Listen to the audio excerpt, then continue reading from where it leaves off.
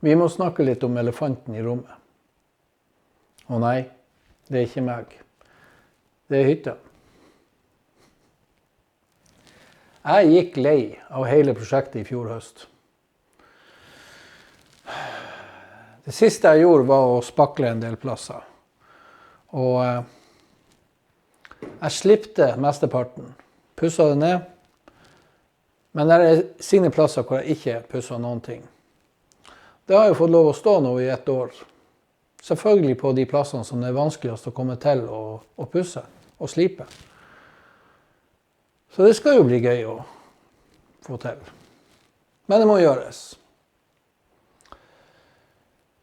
Den ble som sagt bare pushet i et hjørne. Der har den stått siden i fjor høst. Vi skriver nå august.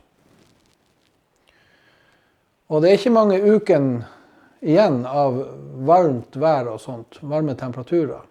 Og jeg har laget til en lakkboks ute for å sette den her i og lakke. Planen var jo å bruke det området her til å lage en lakkboks som midlertidig sak.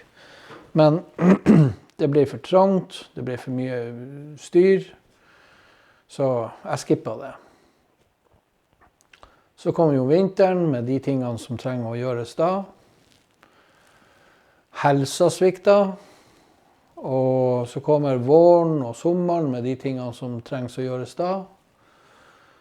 Så den her har jo ikke hatt noe prioritet, rett og slett. Men nå tenker jeg det at jeg skal få lakka den.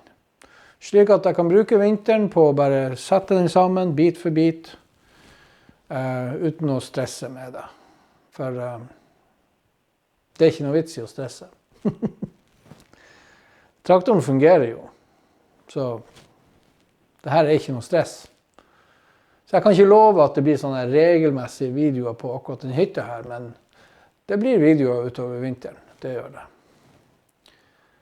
Så det jeg trenger å gjøre nå, rett og slett, ta av pedalene, få dem bort, få slipt, behandle litt rust, ja, bare få vasket det ned. Så få det ut i lakkboksen, og jeg laget jo en video da jeg laget til denne lakkboksen, så den kan dere jo se på. Jeg legger link til videoen ned i beskrivelsen. Så når jeg har fått den i lakkboksen, så er det bare å vaske den ned på nytt, og ja, få fjernet støv og sånt. Så forhåpentligvis før det er gått noen uker, så er det her ferdig lakka. Jeg blir ikke å bruke 2-komponent. Jeg blir ikke å bruke noe fancy-schmancy. Det blir interlakk fra Internasjonal, så det blir enkelt og greit. Vanlig emaljølakk. Så vi hiver oss til. På denne siden så har vi jo kløtsjpedalen. Den er ganske grei å få ut, tror jeg. Der er bare en sånn låsering som holder den fast. Så prøver vi å lirke den ut. Sånn. Ta vare på låseringen. Det er et par skiver.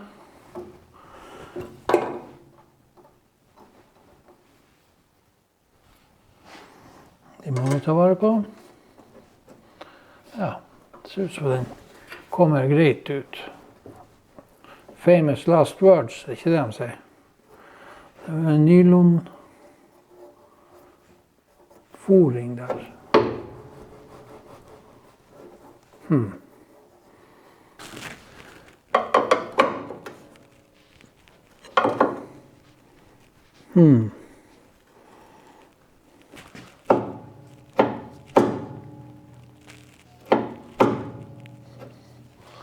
Stopper liksom her. Som vi ser her så har vi jo denne saken. Så hvis jeg drar her nå,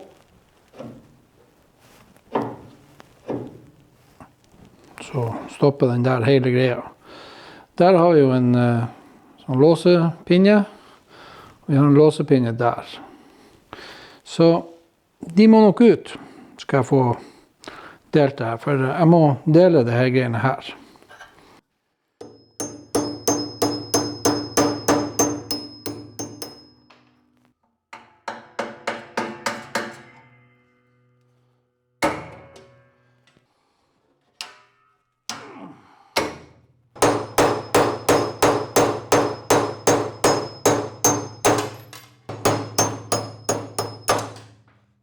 Her er jo en låsering.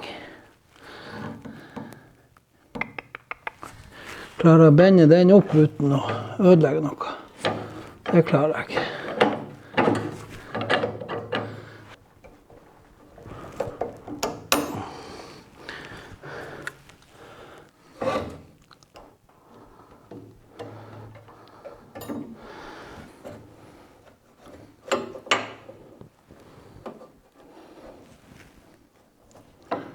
Okay.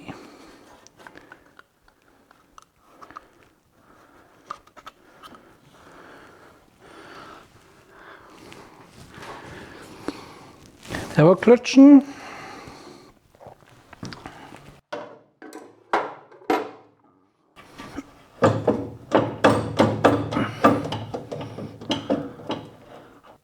Kan det være det at de har brukt doble pinner der?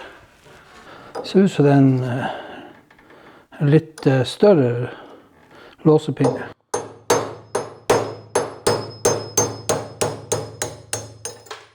Just det.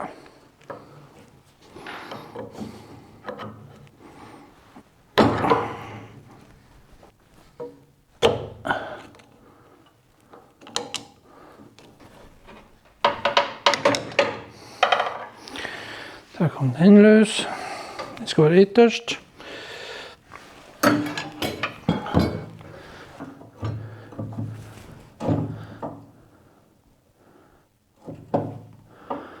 Og der var den.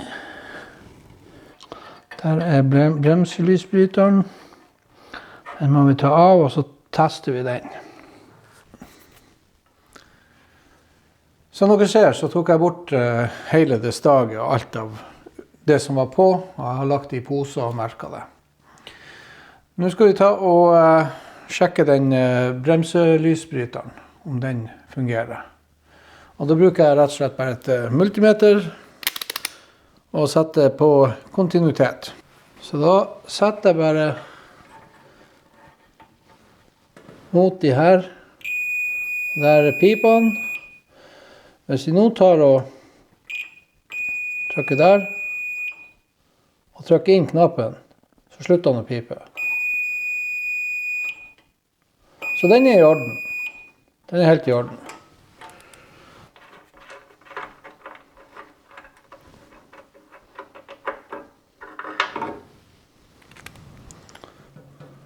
Så tar vi den her som tilhører kløtsj-greiene.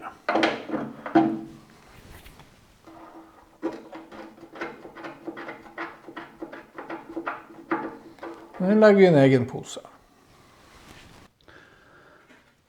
Den bolten her nede, den skal ta av, slik at jeg får av gasspedalen.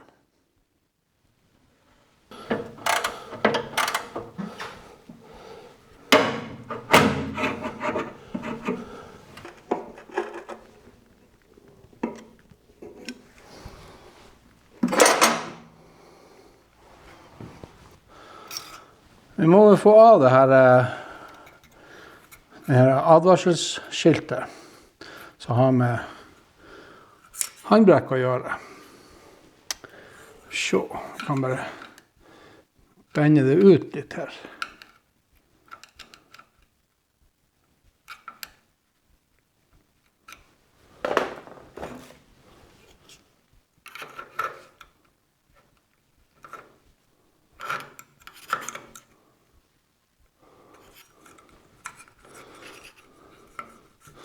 Vil jo nødig ødelegge det.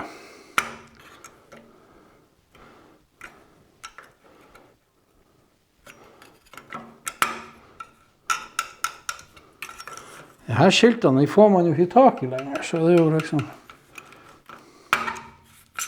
Der! Hvis noen vet hvor man får tak i en sånn der, så er jeg veldig interessert. Det er jo den som heller skiltet på plass. Den naglen der. Når det gjelder det der skiltet, så blir det bare å teipe over det. Jeg orker ikke å begynne å ta det ned. Det samme gjelder for typeskiltet til hytta. Det er vel bare å hive seg til og begynne å pusse på de her greiene. Det blir kjempekjedelig, for min del. For det er jeg som må gjøre det. Dere skulle ha vært der og hjulpet meg. Det synes jeg. Det har vært mye artigere. Men. Jeg får jo bare hive meg til. Jeg tror vi kjører en timelapse.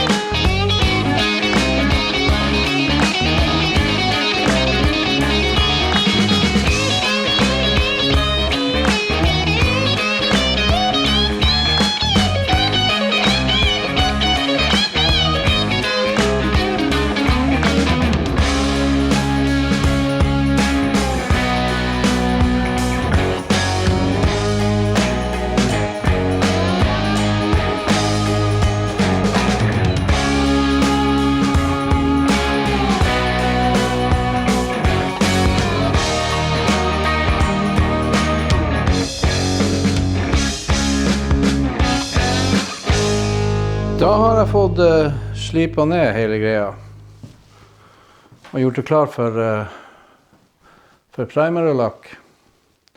Jeg har lagt i litt spakkel, enkelte plasser sånn som her, der jeg sveiset inn en del nytt stål. Sammen med her, der sveiset jeg jo inn en del, så der har jeg lagt inn nytt. Har maskert de her skiltene. Så har jeg maskert den her og den her. Den her skal male svart. Og ja, bare maskert her og i fronten der. Så jeg har brukt en bærepose rett og slett til å samle opp kabelnettet. Og la det få ligge i den da. Bruker jeg aluminiumsfolie til å bare samle ledningen som kommer ut her. Vi ser den fargen som er her nede. Den er litt sånn lillaaktig, den her fargen. Det var den fargen jeg fikk skannet ut ifra det panelet som sto der. Og vi ser jo den fargen som er oppfor den pappplata. Det er den originale fargen. Det er bra mismatch.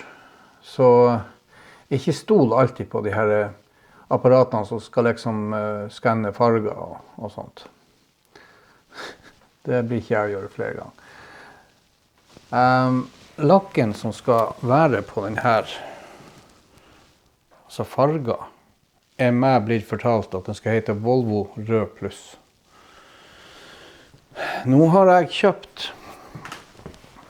Interlac 665, som skal være toppstøk. Blandet i RAL 3002, Carmine Red. Primeren jeg blir å bruke Interprime 198, og tynnes med universaltynner nummer 1. Det er det jeg blir anbefalt fra leverandør. Som sagt, Volvo Rød Plus er den fargen jeg blitt fortalt skal være på traktoren. Men de fleste bruker RAL 3002, og når man spør på diverse forum hvilke farger som skal være på Volvo, så sier de fleste RAL 3002. Så jeg kjøpte RAL 3002 Carmine Red. Og jeg synes den litt for lys. Men jeg har nå kjøpt den, så da får jeg bare ha den på. Det her blir jo selvfølgelig en del arbeid. Og det kunne ha blitt enda mer arbeid, hadde jeg bare fått gjort ferdig de andre tingene som skulle lakkes. Der jo takluka. Den primet med PowerCoat 3-in-1. Den grunnet for lenge siden. Den blir å grunne i samme farger som blir på hytta. Jeg blir ikke å lakke de her panelene og alt det der som skal være inne i hytta med det første. Grunnen til det at jeg har en tidskrunch nå. Temperaturene begynt å droppe, og jeg må nøtte siste rest av passelig høye temperaturer, slik at jeg får lakka det her nå. Sommeren går jo alt for fort. Året går alt for fort, så jeg har liksom ikke fått gjort det jeg skulle gjøre. Men sånn nå hverdagen. Så døren, bakluka og alt av paneler og sånt som skal være inne i hytta, det blir lakka i løpet av høsten nå. I et partytelt her i garasjen. For da har jeg muligheten til å kunne styre varmen litt og sånt også. Så da lar det seg gjøre. Men nå det bare å få ut den hytta her, få den i lakkteltet, vaske den ned, og bare få primer på den.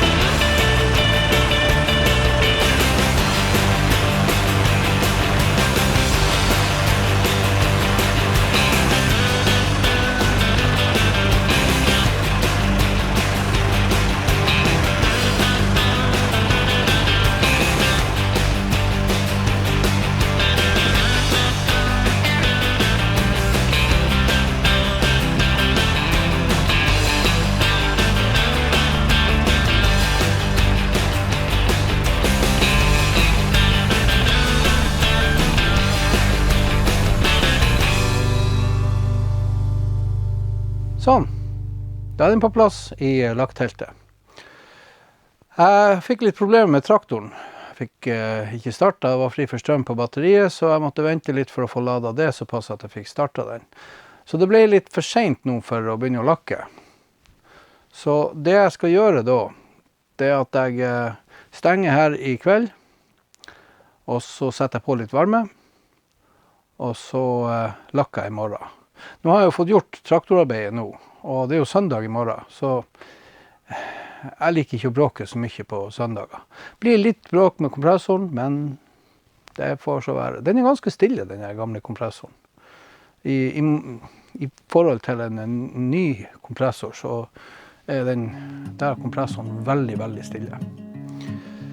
Så da fortsetter vi i morgen. Ses da.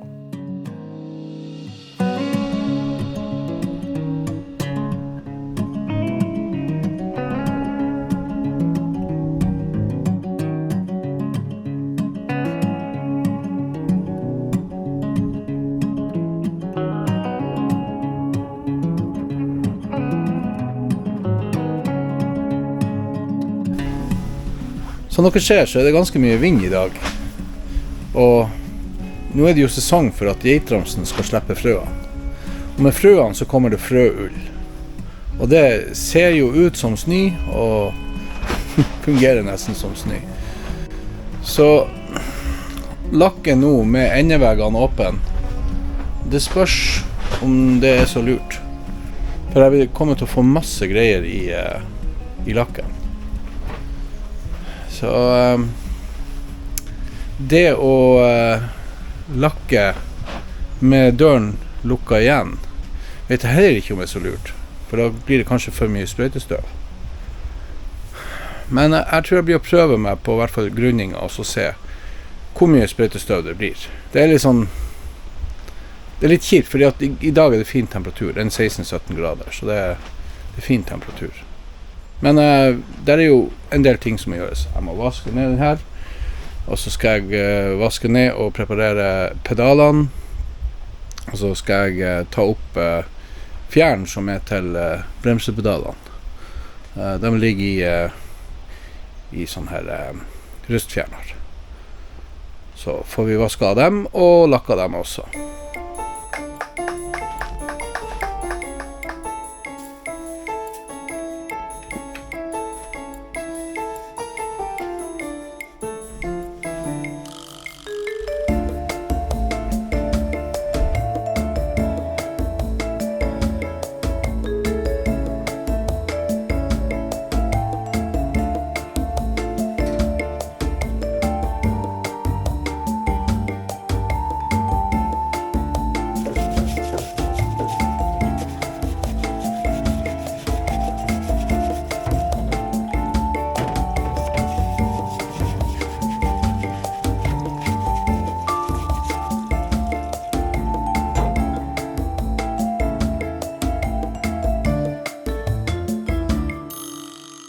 Ja, da vi klar. Nå det ingen vei tilbake.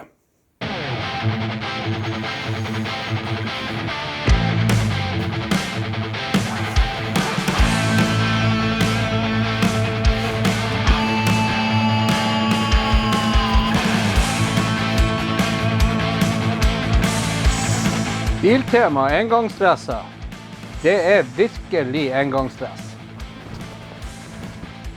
Tålte ikke ta på glidelåsen en gang. Greit nok jeg tjukk, men hva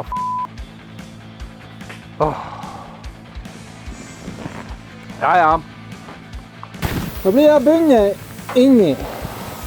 Så det verst å komme til der.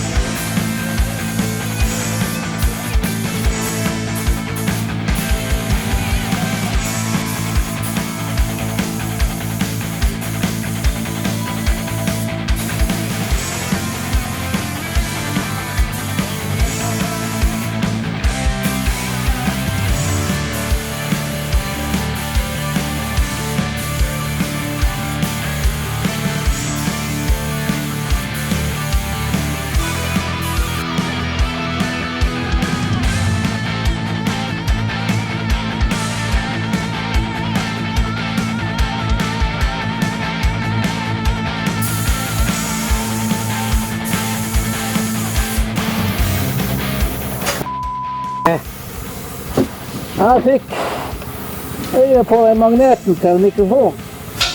Helsike nå. Ja.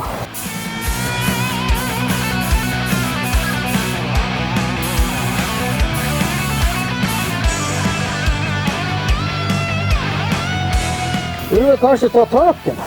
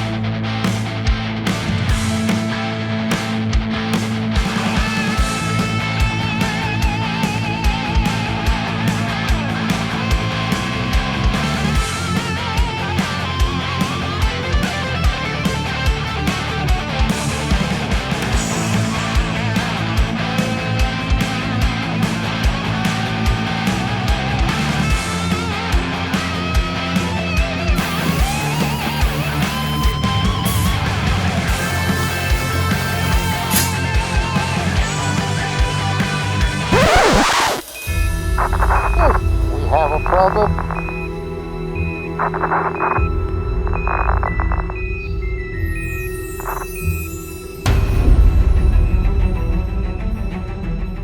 Det gikk ikke helt sånn som jeg hadde håpet på. Jeg fikk krakelering i enkelte plasser i grunninga. Og under den grunninga, der så det har krakelert, der er det sprøytespakkel fra Hagmanns, en komponents, akrylbasert.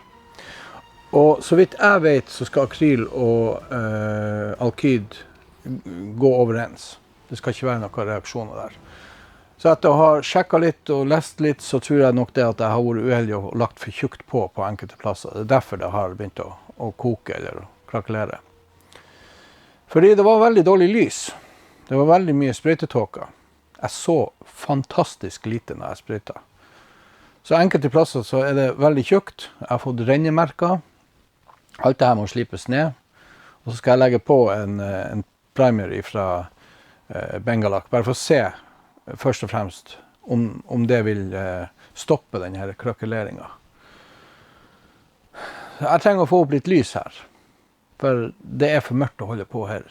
Selv på når det er lyse dagen ute. Så jeg skulle ha gjort det her tidligere i sommer. Det var bedre temperaturer. Akkurat nå så er det bare 10 grader. Så det begynner å bli litt sånn i det laveste skiktet for lakking. Så vel. Jeg kommer tilbake når jeg har fått lagt på lakken.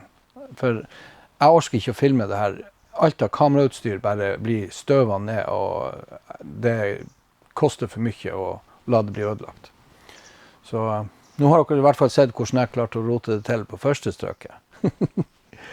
Og som dere så fant jeg en magnet på skroget her. Den tilhører den DJI-mikken som jeg bruker. Så den hadde altså forflyttet seg fra DJI-mikken og til skroget. Så der må det jo slipes ned. Så ja. Man lærer så lenge man lever.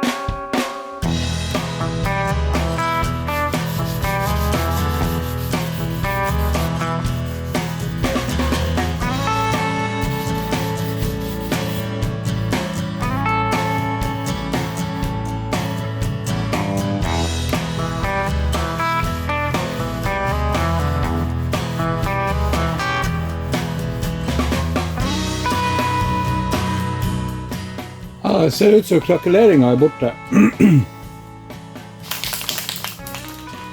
Bengalak, grunning. Det blir bare et tynt skikt.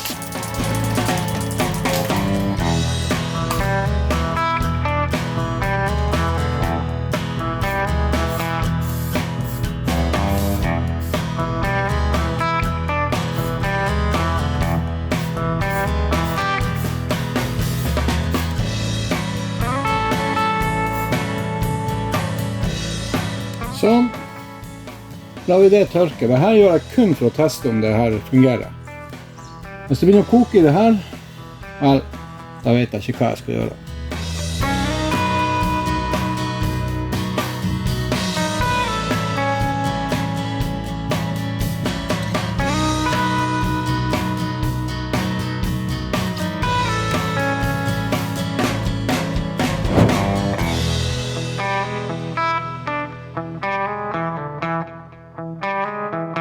Ja, det ser ut som at den bengalakken holder. Ingen koking i den. Så det er jo bra. Jeg har lagt på der som jeg har slipt bort. Det var jo en del krakelering. Her var det jo en del renning og sånt som vi så. Så jeg håper det blir bedre nå. Så jeg skal la det her få stå et døgn nå. Bare få tørke. For jeg vil at den bengalakken skal være helt tørr, slik at jeg unngår noen problemer. Men man vet jo aldri. Det kan fort bli problemer. Og det er sånn det er med lakking. Spesielt når man ikke har så mye peiling på det. Så, men jeg vet i hvert fall at alkyd og akryl skal fungere i lag. De er ikke bestevenner, men de tolererer hverandre. Så vel. Vi får bare håpe at det her går bra. Jeg skal ta og få opp litt lys her. Jeg har en sånn LED-lenka, 10 meter, så jeg skal henge opp. Men jeg må si at det er ikke noe sånn særlig godt lys ut av den, men bedre enn ingenting. Da har jeg fått hengt opp den her LED-stripa her. 10 meter. Jeg vet ikke hvor mange lumen det skal være, men den lover litt for mye.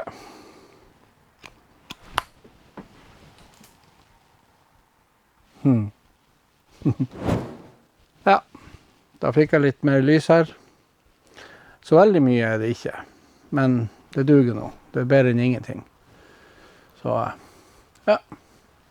Jeg blir å bruke i hodeløkt når jeg lakker neste strøk også.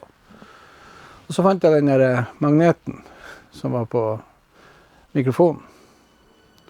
Så ja. Den skal vi legge en plass så vi aldri finner den flere ganger.